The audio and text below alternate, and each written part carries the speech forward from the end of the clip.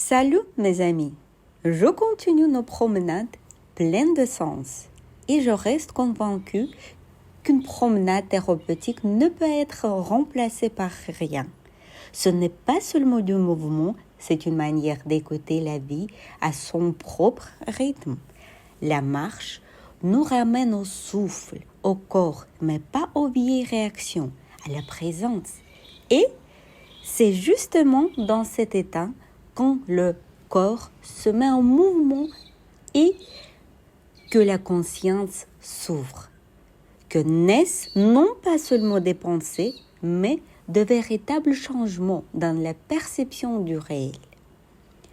Comme vous l'avez compris, mes amis, nous avons repris nos promenades. Désormais, j'essaie de parler non seulement de philosophie, mais aussi de ce que chacun peut appliquer tout de suite dans le travail, dans les relations, dans la vie, de ces choses qui vous font réfléchir. Et moi, pourquoi je réagis ainsi? Qu'est-ce que cela raconte de moi? Parce que c'est souvent à partir de ces simples observations que commencent les vrais retournements intérieurs. Alors, commençons notre promenade lente et consciente. Aujourd'hui, nous voyageons à travers une petite ville, Vaduz. Tout le monde aime dire, je le sentais, c'était mon intuition. Mais soyons honnêtes, dans la plupart des cas, ce n'est pas de l'intuition, c'est le corps que nous avons nous-mêmes entraîné à envoyer certains signaux. Et maintenant, il joue devant nous une pièce de théâtre où l'ancien comportement s'appelle soudain éclair de lucidité. J'ai travaillé avec des personnes très différentes, des entrepreneurs, des analystes, des esprits logiques. Et savez-vous ce qui est intéressant? Même eux disent souvent « Je sentais qu'il fallait faire comme ça ». Mais ce n'est pas une véritable sensation. C'est la reproduction prévisible de ce que le corps a déjà appris. Le corps est une archive géniale. Il se souvient comment vous vous êtes protégé, comment vous avez fui la douleur, comment vous avez survécu. Il ne distingue pas si c'était juste bon. Il sait simplement que c'était sûr. Et quand une situation ressemble à une autre, il déclenche immédiatement le même programme. Nous appelons cela intuition. Mais en réalité, c'est la mémoire de la peur, déguisée en voix de l'âme. L'intuition n'est pas une voix mystique. C'est ce que nous avons appris à notre corps. C'est la mémoire du passé, déguisée en pressentiment. Prenons un exemple. Une femme qui a attendu toute sa vie le bon, elle rencontre un homme et aussitôt, je savais, c'est lui. Mais son corps a seulement reconnu une sensation familière. La même excitation biochimique, le même schéma, et voilà, elle est déjà prisonnière du programme qui se ressent comme le destin. Elle a attendu toute sa vie un homme comme celui-là. Mais en réalité, elle s'est appris à croire autre chose, que justement les hommes comme lui ne font pas de destin avec elle. Puis vient la douleur et elle dit « Je le savais, je le sentais ». Non, elle n'a pas senti l'avenir. Elle a simplement prévu la répétition du passé. Le corps agit comme un algorithme intelligent. Il ne prédit pas ce qui va arriver. Il répète ce qui s'est déjà produit. Chez les hommes, c'est pareil. Je sais très bien avec ce genre de femme, ça ne marchera pas. Et le corps fait tout pour prouver qu'il a raison, parce qu'il ne supporte pas d'avoir tort. La vérité est pour lui une question de survie. Et l'homme obtient exactement ce qu'il attendait. Et puis, il déclare fièrement « Je l'avais dit ». Bien sûr, parce que le corps veut avant tout que le monde reste prévisible. Prenons un autre exemple. Vous avez décidé de vous lever à 6 heures pour aller courir. Le réveil sonne et soudain, tout le corps vous fait mal. La gorge pique, la tête tourne et vous soupirez de soulagement. Bon, il faut écouter son corps. Le corps est ravi. Il a gagné. Il sait qu'il suffit de faire un peu de bruit pour que vous abandonniez. Pourtant, vous l'avez fait 100 fois. Vous vous êtes levé, vous avez couru et 10 minutes plus tard, vous étiez heureux, plein d'énergie.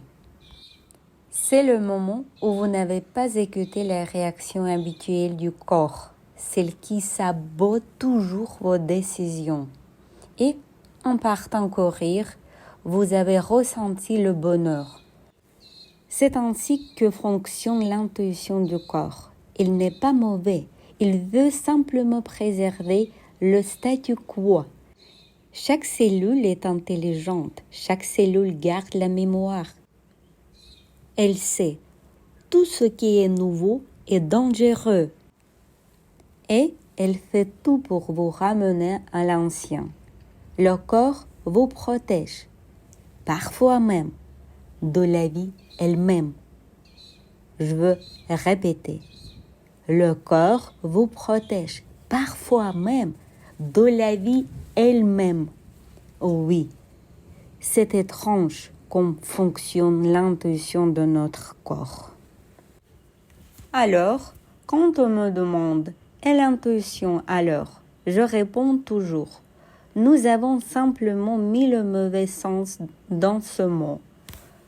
Nous pensons que l'intuition est quelque chose au-dessus de la raison, une voix divine, un 16e sens qui nous guide vers la vérité. Mais telle que nous la vivons la plupart du temps, l'intuition n'est pas la voix de Dieu, c'est la voix du corps et de l'esprit, qui rejoue ce qu'ils ont appris.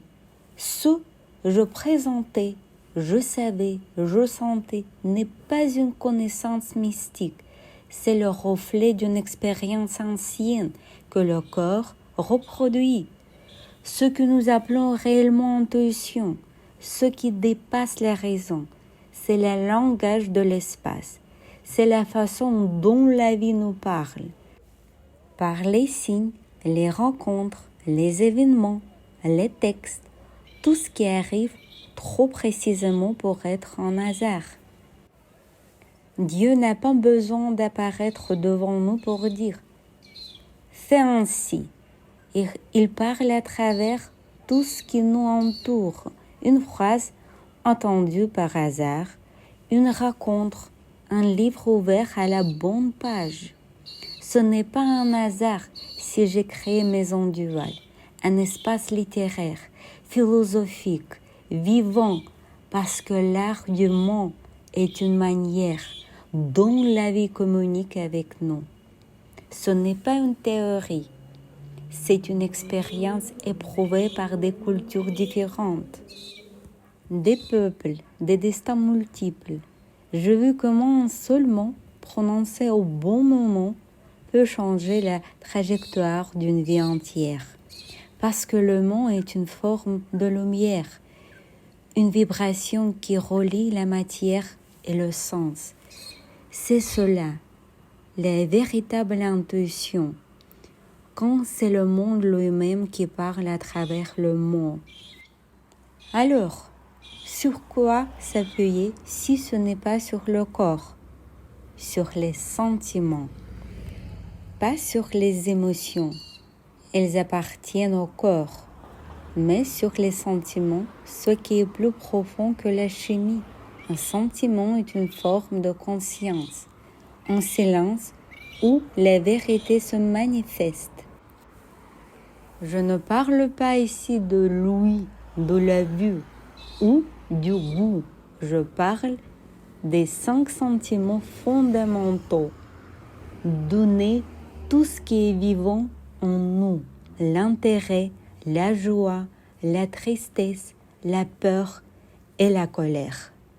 Seulement 5.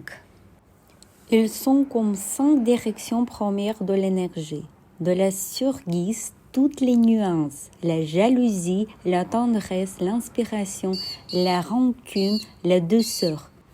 Mais ces cinq-là sont la base.